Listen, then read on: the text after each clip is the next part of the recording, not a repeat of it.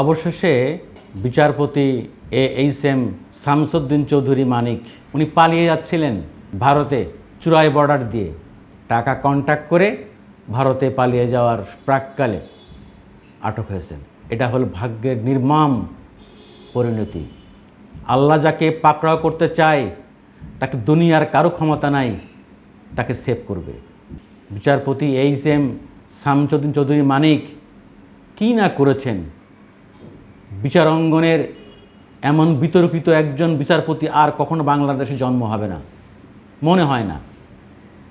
এই ভদ্রলোক 2015 সালে সুপ্রিম কোর্ট থেকে অবসরে যান। উনি যখন বিচারপতি ছিলেন তখন নানান ঘটনার উনি বিতর্ক জন্ম দিয়েছেন, অনেক বিতর্কিত মামলার রায়ও দিয়েছেন। সম্পূর্ণ একপেশে দলবাজি একটা দলীয় বিচারক, এইরকম জঘন্য দলীয় বিচারক, দলকানা বিচারক পৃথিবীর ইতিহাসে আর একটি আছে বলে মনে হয় না।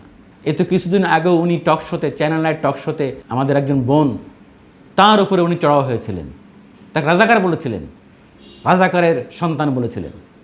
এই সেই বিচারপতি শামসুদ্দিন চৌধুরী মানিক। আমি সরকারকে বলবো, শুধু এই বিচারপতি শামসুদ্দিন চৌধুরী মানিক নন, এরকম বহু মানিক ভারত সীমান্ত দিয়ে তারা কন্ট্যাক্ট করে পালিয়ে যাচ্ছেন। যদি এদেরকে দ্রুত ধরতে না পারেন, যদি এদেরকে দ্রুত আটক না করা যায়, গ্রেপ্তার না করা যায়, তাহলে এরা সব এক একে পালিয়ে যাবে। ওদের নেতা পালিয়ে গেছে ভারতে, ওরাও পালিয়ে যাচ্ছে ভারতে। বাংলাদেশের সঙ্গে দীর্ঘ বর্ডার, এত দীর্ঘ বর্ডার সিল করে রাখা বিজিবির পক্ষে সম্ভব না।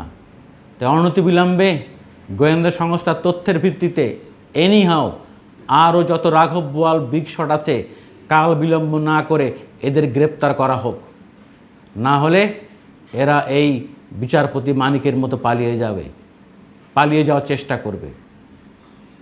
যদিও আমি শুরুতেই বলেছি, আল্লাহ যাকে ধরে তাকে ছাড়ানোর ক্ষমতা পৃথিবীর কারো নাই।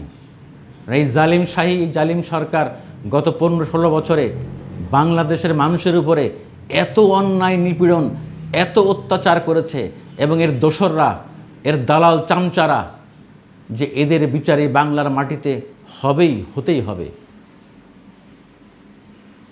এ থেকে প্রতিটি রাজনৈতিক দলকে শিক্ষা নিতে হবে, না হলে আপনাদের ভাগ্যও কিন্তু এরকম পরিস্থিতি অপেক্ষা করছে।